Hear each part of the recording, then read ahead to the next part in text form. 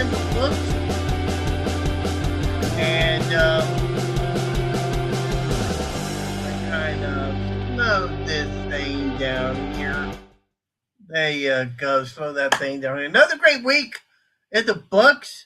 College football is over as the national champion was decided on Monday night, and probably one of the best football games I have seen this year. Although I don't know if that it can combat that great Penn State Indiana game. I mean, that game was epic. Make no mistake about it. And in the process, it was that game that propelled Indiana to the status where they are, and they won a national championship.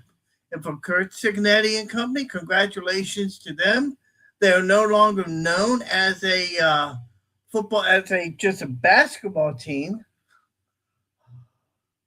They got themselves a football team now, and Fernando Mendoza. Wow, you know that man.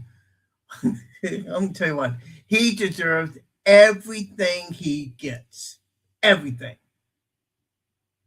and he has a right attitude. You can tell that boy was raised right, has a great attitude on not just about football, but about life.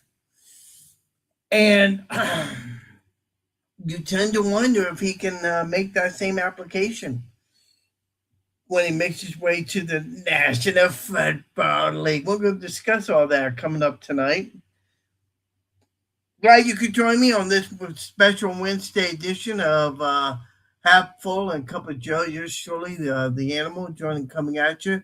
Rob Browne of SEC Insights going to join me in just a little bit. We are going to discuss everything college football that has happened. I mean, it's just epic.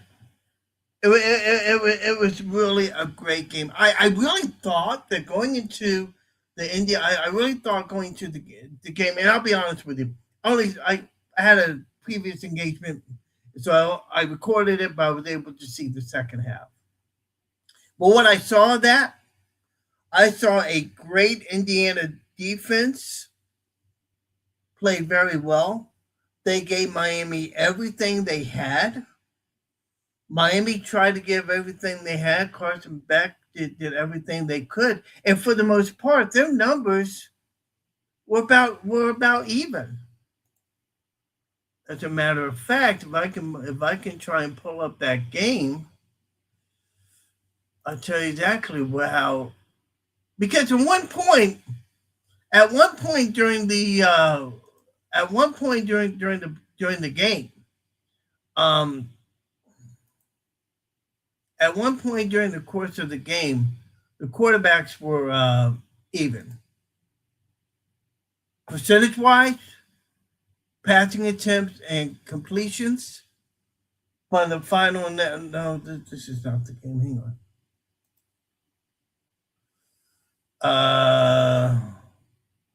Let's see here. I'm trying to find the game. Okay, here we go. Here we go. The completions, the passing rates were pretty much even. Fernando Mendoza finished 16 of 27 for 186 yards. Carson Beck, 19 of 32, one touchdown. The only difference in the ballgame was that interception that Carson Beck threw. Rushing yards were about even. I mean, it was about as even as you could get. But credit Indiana and everything that they went through. They when it got down to the nitty gritty, they were punching it, boys. I mean, if you saw after the game, Carson Beck was just his elbows and his forearms were just scratched up. I mean, that was a beaten man. I mean, you talk about a fighter. And the way in the second half that he just lunged over for that go-ahead touchdown to win the game. All right, and that was Hey, make no mistake about it. I mean, he played a great game. We welcome your comments in the chat room. We'll get to that in a little bit. Carson Beck. Rob Brown. Yeah, Carson Beck's going to join me. Yeah, like I'm going to have a Miami Hurricane join me. Sorry, Matthew, but I mean, hey, what can I say? You know, talking with my cousin Matthew Hanlon, who's a diehard Miami Hurricane fan. And shout out to all my cousins down south in the fun son of vice capital of the world, Miami, Florida, who are dying the world Miami Hurricane fans. Cheers to you guys. You guys played a heck of a game, but in the end, you were just no match for a great Indiana Hoosier team. And I gotta say, Indiana, both teams brought it. Both teams really brought it. You know, you go back to the beginning of the year. Miami was taking on the Florida Gators. Okay, we know about the Florida Gators and all that. We'll get into that discussion here in just a little bit. And for that game, that was a that was interesting game upon itself. Florida 26-7. Miami just crushed Florida. They just crushed them. And yet, you know, I see Miami play. I think to myself, you know, I don't see how Indiana can beat them. I just don't see how. But then you see what they did to Oregon. You see what they did, I believe, to Ole Miss. They won by large margins. In fact, I mean, and the way they played, you couldn't really count them out. Let's see, they beat Alabama 38-3. They beat Oregon 56-22. How can you not think for 1 minute that Miami would beat Indiana? But Miami has a great defense. They do. They're tough. And for Indiana to do, and Fernando, let's start calling him Fernando because he looked marvelous, darling. He really did. Speaking of somebody that looks marvelous, a guy that SEC brethren, he's an Auburn Tiger fan. And you know, speaking of that, I tend to wonder, does he actually go into hardware stores and get moon pies and RC colas? I mean, I don't know. You know, you just tend to wonder. I mean, Rob Browne joins me on. Wait a minute, where are you? Hang on, buddy, hang on. Try and bring you on. Okay, hang on. There we go, Rob Browne of SEC Sidelines. I'm so excited here. I tend to lose my words every now and then, but Miami and Indiana, they sure didn't lose their words when they played Monday night. That was one heck of a game. Welcome aboard. Yeah, I took Indiana minus 8.5 to cover. I thought it'd be a real close game, and that I thought Indiana would cover late and win 38-29. But because of the front seven Miami has and their offensive line, they're like dedicated to running the football. Yeah. And I was like, well, Mark Fletcher, if you look at the rushing stats of opponents when they played Indiana, a lot of them were held below 50 yards. Mark Fletcher had like 112 himself. 17 carries, 112. 17 carries, 112 yards, scored 2 touchdowns on the day. Miami got a total of 110 yards on the day. Yeah. Nice. And he's a big-time back. He runs big, plays big, and he's got really good speed. You don't see a lot of 60 and 70-yard touchdown runs in college football today because everybody's so fast. A lot of the defensive players just kind of negate the offensive skill players, but this guy can run through people. And Malachi Tony, he's really good. But you know what? Indiana, a lot of people love a good conspiracy theory. But it almost looks like Indiana seriously had the plays of their opponents. It's so weird. But if that were the case, why didn't they just dominate Miami? They don't. They're just really good. And Kurt Signetti coaches like hard ass, the right way. You go soft on kids, especially in the portal and the NIL era, they'll lay down on you. Most of these kids are weak. They're soft. That's why they quit and transfer, because they've been coddled and pushed along most of their lives because they were pretty good athletes. Some of them really good. And to hell with academics. So these kids are now finding out that, let me tell you what, a 4-star or a 5-star today ain't what a 4 and a 5-star was 10 or 20 years ago. These kids, a lot of them, they don't know how to take coaching. I want to expand on that. I want to expand on that for just a minute. Not necessarily what you're talking about, but about the academic side of things. Because during the course of the week before the championship game, Carson Beck raised a few eyebrows when he was asked a question about what are you doing in school, and Carson Beck comments saying, "I don't go to class." Now, from a technical standpoint, if that is true, should Carson Beck be deemed ineligible, or am I missing something here with the NCAA rules? I don't know. Help me out. I thought once you graduated, you still had to take courses. Maybe that's what I'm thinking too. A master's or something like that. Look, this is a joke. The academic world is a bunch of feckless, spineless weirdos because they're not enforcing the rules. How can you be a college football player if you're not in college enrolled? And what's this crap of this online? The virus weakened this country. It was so obvious what was going on. It was a test run for a lot of things. But get these kids, get your ass back in the classroom. You are they're athlete students now.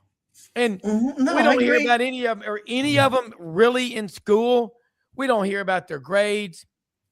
It's been a while since somebody was ruled academically ineligible. I know. I mean, you come to which I think is a good thing. I mean, that shows that the kids are going to class and getting their education. So I don't have a problem with being ruled academically ineligible. What I have a problem with is when a school denies a person permission to transfer to another school. Yeah.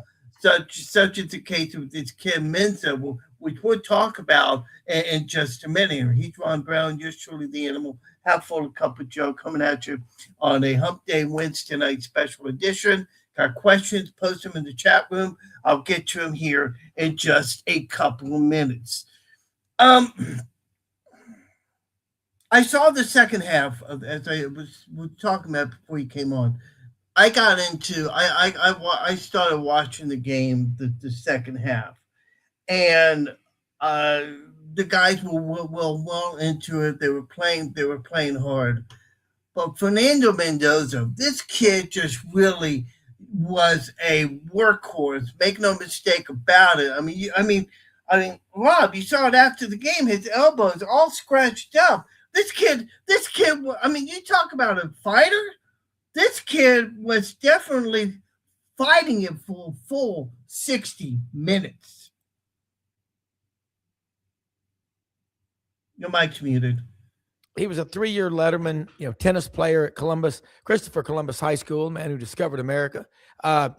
Also went to Cal Berkeley. And you know what? That's a hell of a school academically. Yes.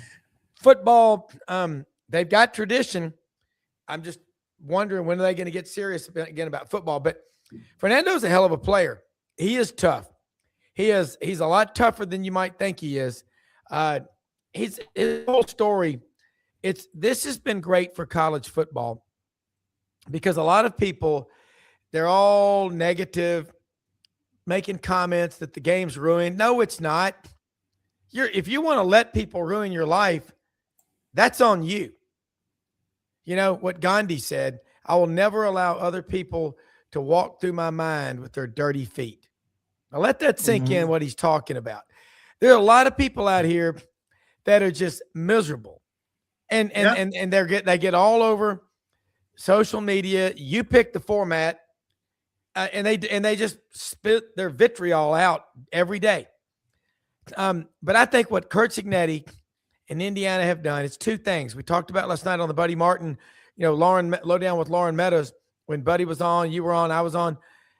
And that is this. They asked, is this going to make it tougher for other coaches? It absolutely is. If you thought the leash was short for college football coaches, SEC coaches, now you've got a slip lead, a lead about that long instead of a long leash, okay? Nobody is going to be given any leeway. Either you start winning or you're gone. You're going to start seeing 2 and 3 year contracts, but the buyouts will be bigger because they're going to want job security. But that's where we are because we've let it happen. And all we got to do is all the colleges got to get together, call it collusion or whatever you want, but say, we're done with pronouns, we're done with buyouts, we're done with all that crap. We're done with it. This is the way it's going to be. But the leaders, there are no leaders in academics anymore. No, and before I go on any further, I want to take this opportunity to thank Lauren Meadows for having me on as special guest last night. The lowdown with you, myself, and the man, the myth, the legend, Buddy Martin. I mean, I was tripping the whole time. I mean, because Buddy Martin's a legend. I mean, and anytime you're in the presence of a legend, you're struck by it. Yeah. You're a journalist, but yet you respect the man. You respect the profile. I don't know what you would call it, but Buddy you know what I'm saying. Buddy's like everybody's grandfather and their dad, and because he's been around a long time, but he's real. He's cool, and he has friends older than him, has friends his age, he has friends younger than him, but he can relate to anybody. But what he is he's a great listener and an even better asker of questions that are like, wow. His question to John Summerall at the introductory press conference, his question, remember, he said, talk about the impact on your life of your career-ending, neck injury and how a phone call when you were on the beach in Florida changed your life. It's a great question. And Buddy, it was, But Buddy's gift is he's a great writer and storyteller. And they make the best guests typically on our kind of shows, the podcast world. Because what podcasts are absolute free reign, freedom of the press. We don't have a narrative. We don't have a muzzle on us. We don't have minders looking over our shoulder. Sadly, a lot of the network TV, cable, you pick them, they got a narrative. And they've got minders. They got people in their ear. You don't hear the truth that much. You don't.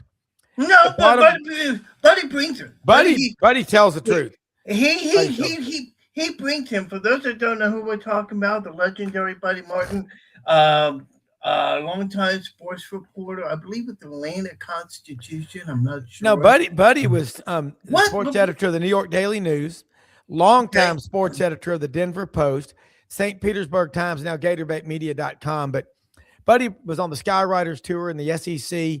He's one of the few still living.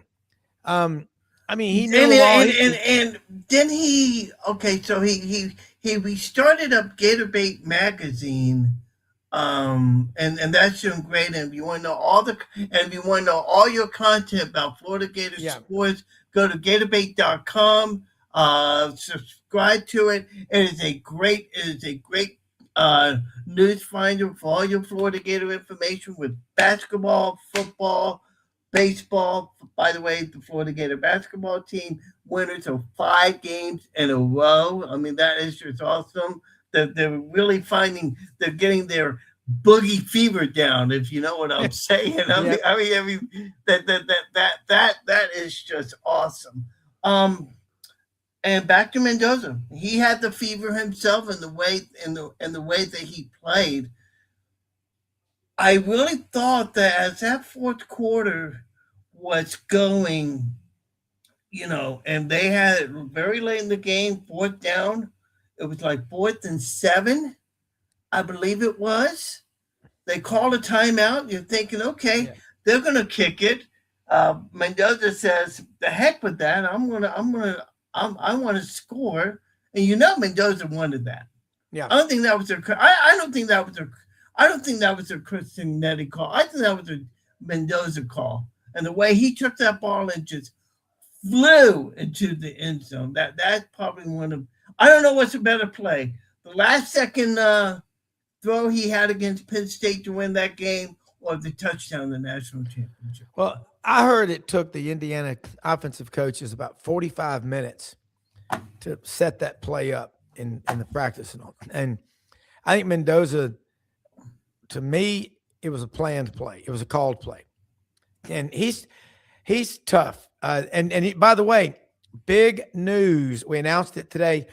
Vince Ferrara, the sports animal in Knoxville.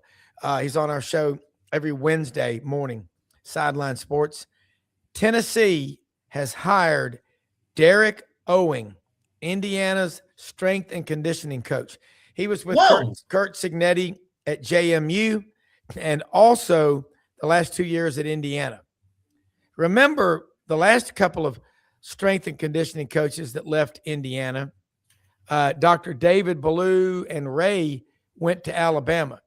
Nick Saban was so adamant about strength and conditioning as being a program building, game changing, a way to dominate your opponent. This is maybe the biggest hire in college football right now, is getting Derek Owings, Indiana strength and conditioning coach, to Tennessee. They've also, they've brought in the defensive coordinator from Penn State. Tennessee has made two of the biggest moves in all of college football. They had to make a change with Tim Banks, the defensive coordinator. But Indiana, Kurt Signetti, there are no excuses. The leash is so tight now on every SEC coach. You have no excuse. If Indiana can do it, it's over. They were the losingest program in the history of college football. I don't have an objection. I take issue. I think you're right on 75% of what you're saying. I'm going to disagree with you on one point, and that is this, and I mentioned it last night, and I'm going to mention it again. You're only as good as the product that you sell to your players, okay? The one thing about Chris Signetti and why he was so successful, I think, is the product that he was selling to his players, and they bought into that. People like Billy Napier and company, they couldn't buy into what they were selling in Florida. Someone comes in, they're starting to buy into it right away. In fact, they've started the off-season workouts, and I'm seeing a lot more physicality come out of them with these workouts. And I know it's off-season and everything, but these guys, I think they're starting to buy into what John Summerall is selling. Signetti, what he was selling to his players, everybody bought into it, and before too long created that culture where they're finally starting to win. Now for Signetti, he has to go out and prove it again because, number one, and this is something that's interesting, and I don't know if you caught this, after the game, Mendoza was on the Big Ten Network, where they have their table, Big Ten there after the game, and they were interviewing Fernando Mendoza.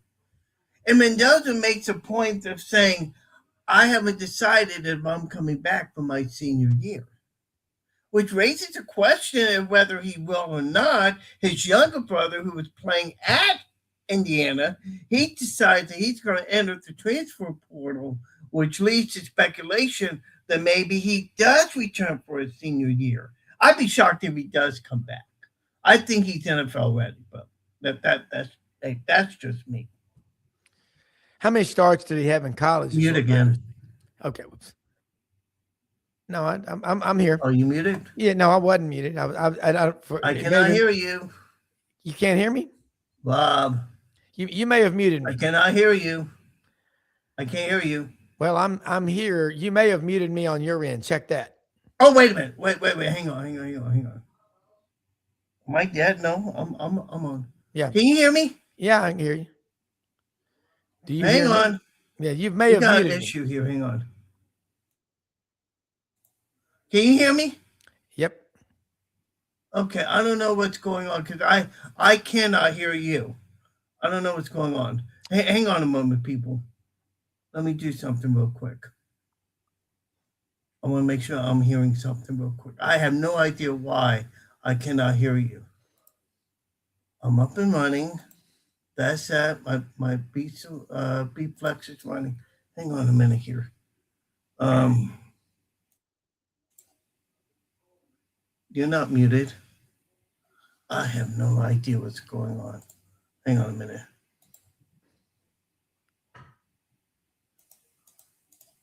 I can't hear anything. I got some issues right now, Rob. Can you stand by for just a minute? Let me figure this out. Let me see what's going on here. I have no idea. All right, talk a minute. Yeah, I'm here. Hang on. I know exactly what I'm going to do. Hang on here. I know exactly what I'm going to do. Can you hear me now? Yes. Okay, there we go. Okay, go ahead and continue with what you were talking about.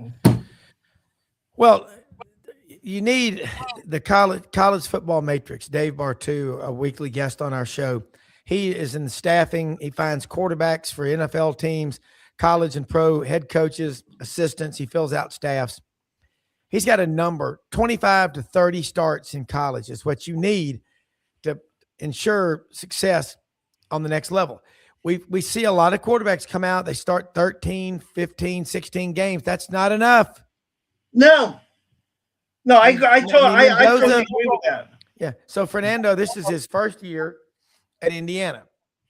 He was at Cal, didn't do a whole lot out there, but I don't know if he's coming back. I thought the deadline was January 15th. Well, no, hang on just a minute. Well, because they played a national championship game, they have some extra time. Remember that? Yeah, I figured that would be the case. Okay. So, and that leads me to my next question here, because the portal was supposed to end last Friday, but now we're seeing where other players, including the Gators, have started grabbing players out of the portal even after the 16th, as early as yesterday. I mean, is there an extension that I don't know about? Well, I'm as miffed as you are. There's. Am I wrong on this? No. It was January 2nd to the 16th. Right. But there are a lot of people still going into the portal right now. Yeah. All right. So that is that's still happening. I think like drop an ad day for school. If they actually go to school anymore. Yeah. Yeah, I don't know if they do. I really don't. I think it's a joke. I mean, we're setting up a lot of kids for a lot of disappointment because, they're getting this now money versus long-term money, and they're pissing the money away. They've got 20 people running around their posses and their aunts and uncles and family members hitting them up for money. They're never going to pay them back. No. It's crazy. No. Hey, if I'm a college 18-year-old and I'm getting $500,000 or $1 million, man, I'm locking that thing up in some kind of trust where I can't barely get to it. I'm not the savings and loan.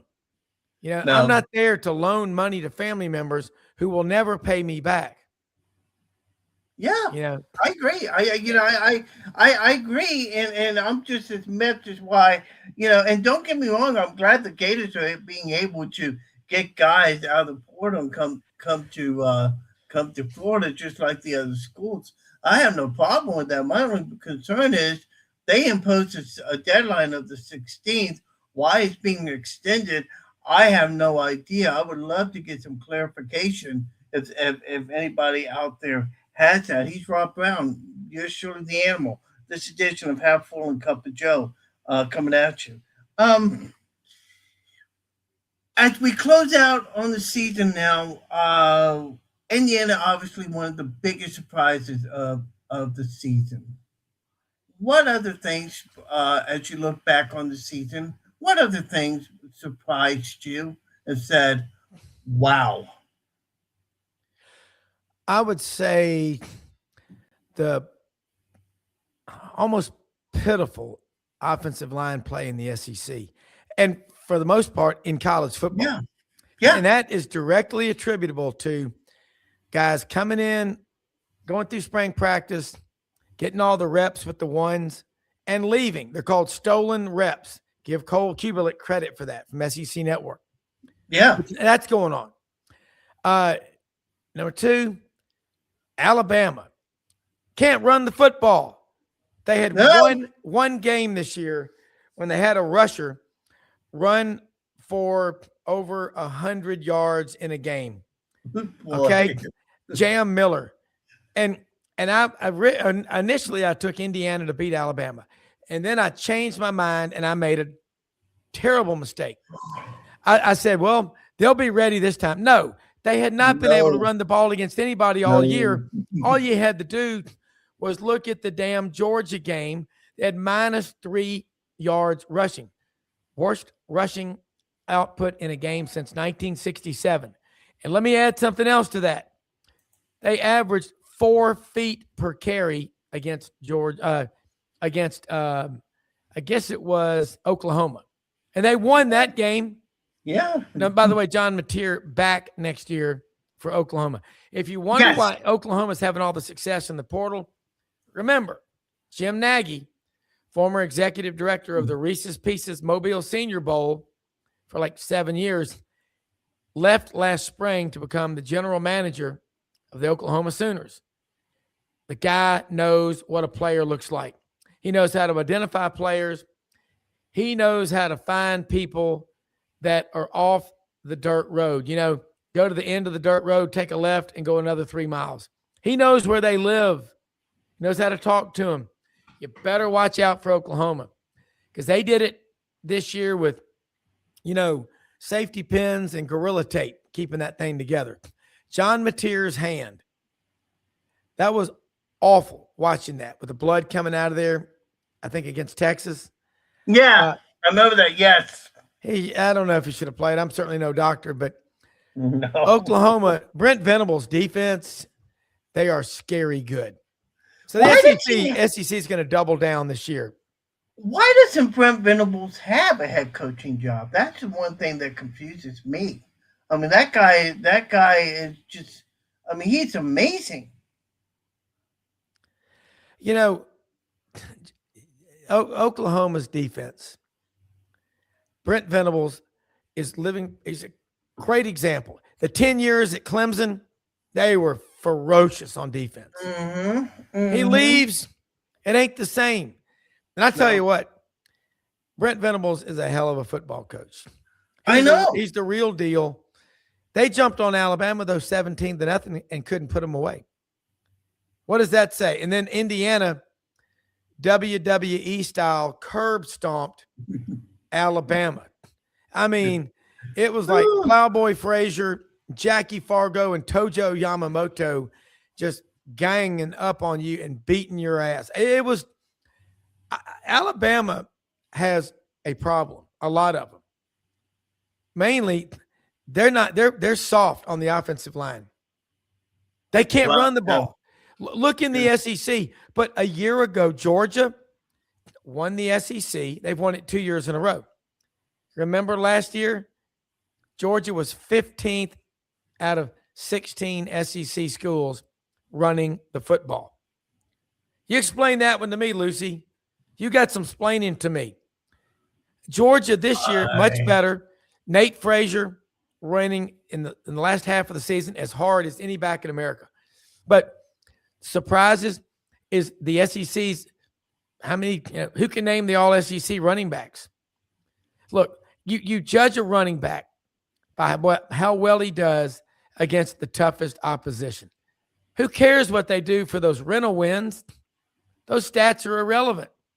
I know. And I know Florida people got excited when Jaden Ball ran all over Florida State, but that's like clubbing baby seals. They're pitiful. Pretty much. Yeah.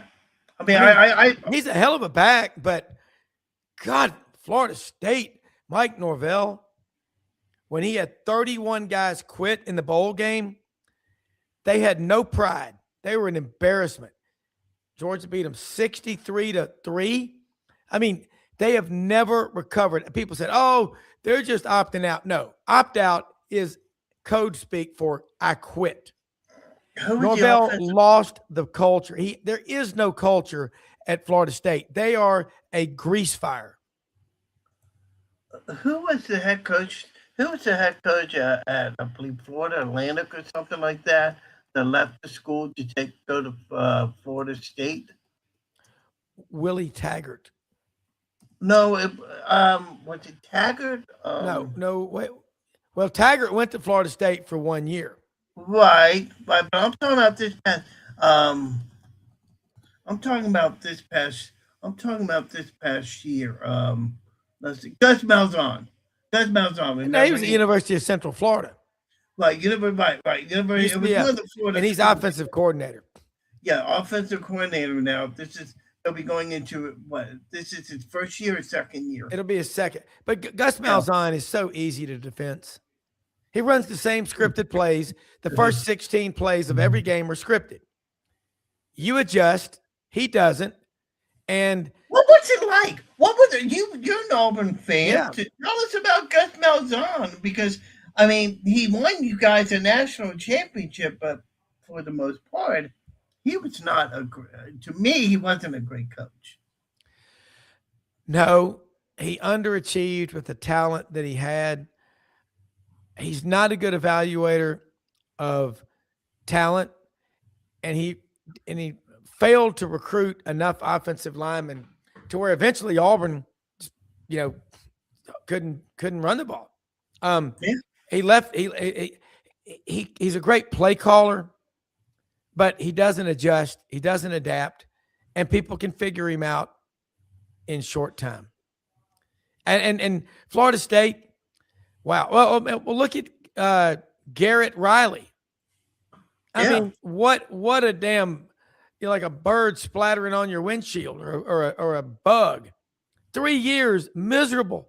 Clemson, hey, Peter Woods, TJ Bryant, both of them got 7-figure NIL deals this year. I'm telling you, their NFL stock way down. Yeah. They might still be late first rounders. That's great money, but it ain't what it would be if you're top 10, top 12. Dabo Swinney, hell of a coach. But he's stubborn and hard-headed about this portal and NIL deal. I don't like it either, but that's the way it is. Either you adapt or you die. Okay? There are only a few flightless birds in the world. All the rest of them figured out how to fly. And the only flightless birds we got are emus and ostriches and penguins, but at least they can swim. They can get away. There you go. We've got a lot of living brain donors in college football. You can try to hang on to the past all you want, but if you don't adapt to what is going on, you'll get left behind. And by the way, if you see something and you think, wow, that guy's low energy, say it. Billy Napier, he's low energy. Very low energy. I mean, he's a good guy and all, but I mean, what I thought about him when he first got to Florida was this guy's low energy. Yeah. And when you said about Cignetti leaving James Madison and Billy Napier going to James Madison, you tend to wonder, maybe Napier would get a course on how to be a good head coach, win at James Madison, go somewhere else. But I don't see that happening. We got just a couple of minutes with you left here. Um, what do we expect? And I don't. I want to let your opinions out, but from what you understand, NCAA is going to have their meetings here in the off season. It's going to be happening pretty soon, I believe. Will we see any changes? I know there's been a hold up on trying to get to a 2014 playoff. What are you hearing about that and anything else with the NCAA? Well, first off, they are a leaderless, spineless ship at sea without a sail, an udder, a keel. I don't know what they're doing. Here's what's going on. I think they're going to go to 16 teams in the playoff. That gives you 8 home games on campus in the playoff. You can't get any better than that. 24, 24 is nuts. But the Big I 10, think 24. I think 16 is plenty. I think the story is Greg Petiti, commissioner of the Big 10, is trying to get Greg Sankey to go along with it. 24 is too many. But I think people don't say, let's rule out the group of 5. We need them because a group of 5 school that gets in the playoffs, suddenly fundraising is a lot easier. You look at Gonzaga basketball. Yeah. Who the hell are they? They're a Jesuit private, run by the Jesuits Catholic school in Spokane, Washington. Wow. And that once they got here, they've never left. These Power 5 or Power 4, group of 5, group of 6, once you get in the playoffs, once your mind reverts from its original size up to here, it never goes back to its original small size. It's called learning, enlightening, an epiphany. So I think we're going to go to 16 teams. Do you think they'll try? Do you think they'll try and move it up to whereby number one they try and have the national championship game on a weekend instead of a Monday night, and number two, move it up sooner than January 19th? Because I mean, I think when playoffs, and it's getting less. It's getting less interesting, if you know what I'm saying. I mean, well, I hadn't seen the TV numbers yet. Yeah, I haven't either. All right, but I think they want to get the season over with earlier. I think too. Yeah, I think that we're going to see that. They're going to see a push for that. That's going to be a lot of talk. But I think when you go to 16, first off, that's only half the school's fans have to make a road trip. Got to think about, you got 8, maybe have more home games. But then again, the bowls are going to be involved. Can't really do it, but the first 8 will be home games. There'll be 8 on-campus football games. I don't want to go to 24. I don't like that. I think that's too many, and you start spreading yourself out too much. And we do need to maybe start the season a little earlier. Okay? Yeah. But also I'd like to see the NFL work in a partnership with colleges. Why don't they fund some of this damn NIL? How many you got? 136 Division I schools, 32 NFL teams. Let each NFL team take on 4 schools, okay? Then those other 8, we'll have a bake sale for them, but we'll make it work. That's what a farm system like Major League Baseball. Try doing that because the NFL at every chance gets in the way of college football. They want to schedule games to conflict with the playoffs, whatever. They have, without college, there's no NFL. Just remember that.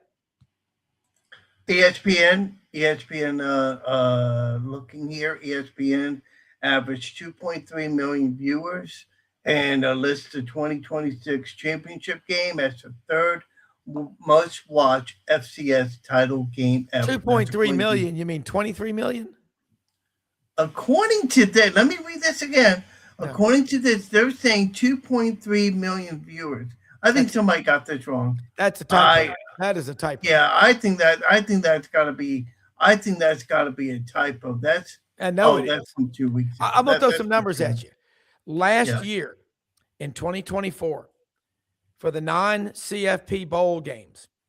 Average viewership was pretty damn good, 2.7 million. That was last year. Okay, you go to an advertising, package, you throw it out there to some sponsor, Ford, Home Depot, Best Buy. You tell them you're going to get an average of 2.7 million people watching. You sell the whole package. That's what they do. To hell with how many people are in the stands, because they're not that many at some of these games. You know what the numbers were this year? With all the controversy and all the stuff, they went up to 3.1 million for each of these non-CFP games. That's an increase of 13%. Yeah. Look, folks, we're going to get through this. Flush out your headgear. It's not fun. I hate seeing 18-year-old kids driving around in Lamborghinis. They're not coachable. I know. Can you? I mean, seriously, that kid Jared Curtis in Nashville, the big quarterback stud, committed to Georgia for 18 months. He was getting 30 or 40 a month from Georgia. He has earring in each ear. He moved out of his parents' house as a junior. That's not going to work, dude. We'll work through this. Just watch NCAA playoff. And I hope that the college football people start looking at this and try and make some sense out of it. But we're going to see what happens here. Well, I'm going to be on next week, talk mainly about NFL. You're more than welcome to join me if you want to. Love it. And we'll talk about the playoffs and get ready for the Super Bowl, because college football basically is over with. Only thing to talk about is the National Football League. But hey, thank you. So if you're able to join me next week, we'll discuss NFL football and get the fans ready for the Super Bowl. Who you like this weekend, by the way? You know what? As far 30 seconds. Okay, ask me the games. I don't even know who's. You know what? To be quite honest with you, hang on just a second. That's a great question. Hang on a minute. Playoff bracket here. Conference championship game: Seahawks versus the Rams, and Broncos versus the Patriots. Yeah, I'm taking Patriots, and I'm taking the Rams. Ooh, Patriots and the Rams. Ooh, we'll see how good your picks are. I'm taking Patriots, and I'm taking Seahawks. I think Seattle's just a beast. They are. And I'll be talking more about that here in just a minute. I know you got to get going. Look, thank you for having me. I'll see you next week. No, thank you. We'll see you next week. Thanks a lot for joining me, Rob. Always. Thank you very much. Thank you. Rob Browne, but SEC Silent, thank him so much for joining me. I got so much to talk about in just short a period of time. A lot of things been happening this week concerning the NFL. You got where the Tampa Bay Buccaneers, they hired a special teams coach. So that position's been filled. They're currently still looking at offensive coordinators. They brought in Mike McDaniel for an interview. They let him get away, and now, according to reports, he's going to be signing with the LA Chargers. Think about that for just a minute. You really want to work with a guy like Justin Herbert over Baker Mayfield? Are you kidding me? I mean, if I had the opportunity, if I was an offensive coordinator, I had my druthers, I'd rather work with Baker Mayfield. And it's not because he's a Bucs player, because he's much better than Justin Herbert. What happened in Tampa and them losing Mike McDaniel, I have no idea why. No idea why. I mean, why in the world would you want to let a guy like Mike McDaniel go? I mean, seriously, why would you want to let a guy like him leave?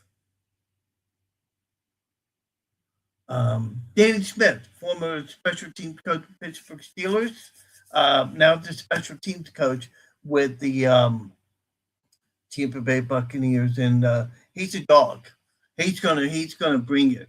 They're still looking at offensive coordinator Dan Pilcher from the Cincinnati Bengals. Zach Robinson, they're still looking at. He's supposed to be in for an interview among other people. I gotta tell you something. You had a great opportunity to hire a guy like Mike McDaniel. And if I am uh, Bruce, I keep thinking Bruce Light, but that's not it. Um, his name will come to me in just a minute. Um, Jason Light. If I'm Jason Light, or if I'm the Glaciers, I'd be calling Jason Light and say, pull up the brink truck to Mike McDaniel's house. Give him whatever the hell he wants and let him become the offensive coordinator of this team. And Todd Bowles be damned. Seriously. Because when you have a guy like Todd Bowles who hasn't done much. I mean, he hasn't had the year they've had. He's taken over the defense, and by the way, he's going to be doing it again this year. And the defense just flails like you wouldn't believe. Okay, we don't know if Levante David's going to come back. We don't know if Mike Evans is going to be back.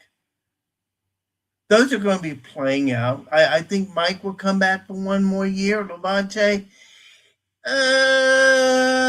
maybe. I would like to see him come back for one more year, but by the same token, we've seen how he has degressed. Okay, and that is understandable. And I'm not mad about that. What I'm mad about is not being able to find the backups. Now you're stuck in a situation where you're going to have to come in out the NFL free agency, or the NFL portal, per se. That's what it is, more or less. The NFL free agency is just like the college football portal. And you're going to have to go after guys like Matt Crosby and company. You're going to have to focus on your defense. And if there's some guys in the draft that you think you want to draft, you better damn well go get them. Because this defense is hurting, and they need some help. Make no mistake about it. But for the Buccaneers right now, they're trying to look an offensive coordinator, and even though they've lost out on McDaniel, well, right now he's in a position where he's expected to take the job. But again, if I'm Jason Light, I would make one final call to that agent, and I would say, I'm going to give you whatever you want. $10 million a year to coach this offense. $10 million for an offensive coordinator. But Joe, you're nuts. You're crazy. Yes, I am. But you know what? He is worth it. He is worth it. And for this team and the way things are happening right now, I mean, you think about what's happening in the Tampa Bay area.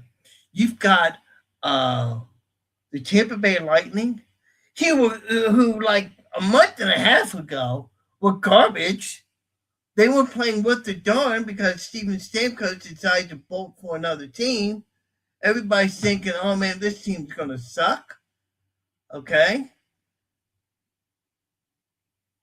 In the past 14 games, the Lightning are 13-0-1. 13 wins, no losses, 1 tie. How unfreaking believable is that? And not to mention, let's not forget too, what's happening with the Tampa Bay Rays. And this plays a key part, in all of this. Because the Rays, as you know by now, they have new ownership. They're starting to make the changes. Eric Neander is still the GM, of which he should be.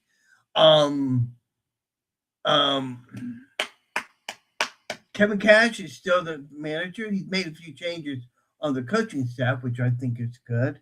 A few new players are coming in. Brandon Lau, he's left. But even more importantly for this new ownership, they've taken the bull by the horns and they decided where they want to play baseball. And earlier today or yesterday, uh, there was a memorandum of understanding of finances to start the process to make the HCC campus, which is across the street from Raymond James Stadium, their new home. They finally decided to get smart and have the stadium in Tampa. How unfreaking great is that? I think it's just outstanding. And it serves as competition for the Buccaneers. But Joe, it's only like 4 or 5 Sundays. Yeah, but that's not the point, guys. Okay? It's the fact that they're there. Okay? And the Bucs would say, "Oh, we're happy about we're happy that the Rays are coming there." But if you're not having a winning product on the field, you can bet your bottom dollar there are other avenues that they can look at. And certainly the Tampa Bay Rays is one of them. So this hire for Mike McDaniel, whether people know it or not, was more important than anybody realizes. Think about that for just a minute. Think about that for just a minute. And when you look at the prices to go to a football game nowadays, I mean, we just saw the national championship game. You know how much seats were going for at Rockford, whatever the name of the stadium is down there in Miami, Hard Rock Stadium. You know how if you look at that, um, um, you look at that as well. I mean, that's just $3,500 for tickets. $3,500 for tickets. Wow. Just think about that for just a minute. Unfreaking believable. But yet they're going to have baseball right there across the street. Right. And if you think for 1 minute, let's see. Do I want to pay $450 to sit in a seat for one game? Or can I pay $30 a seat and go watch a baseball game and actually enjoy it? It's huge. They have a lot to think about. They have a lot to consider. And so we're going to find out.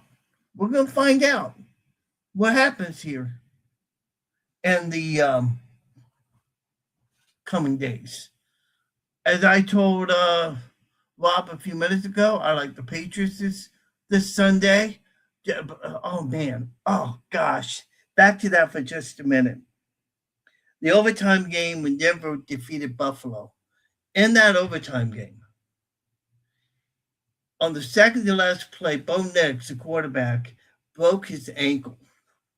And now is out for the season. Jerry Stidham takes over quarterback. And it's like, whoa, you know. And so now people are you know, the money's going to go up for New England big time. I think New England's going to win, and I think Seattle's going to win. I think their defense is outstanding. They're playing tough. Broncos, Seattle. I think that'd be a good game to be played on the West Coast in San Francisco. It's fitting, you know. It's fitting that would happen. I want to thank Rob Browne. I keep calling him Ron. It's Rob. I want to thank Rob Browne for joining me on this edition of Half Full Cup of Joe. Thank you for joining me tonight. We're going to end it here. We'll be back next week to discuss the games in the NFL, get you up to the latest on what's happening with the NFL and other sports. We'll keep our eyes on what's happening with the race and everything. You guys make it a great week. Go Gators. And as I always like to say, you're not a Gator. You're primed to be Gator bait. Thank you very much. Have a great week. And go Gators and go Bucs. Have a good one. Thanks for joining Joe Fulford on Half Full and a Cup of Joe. Don't forget to tune in next time for more football talk, analysis, and fun. Follow us on social media to stay up to date on all things Half Full and a Cup of Joe. And remember, always keep your cup half full and your team spirit full. See you next time.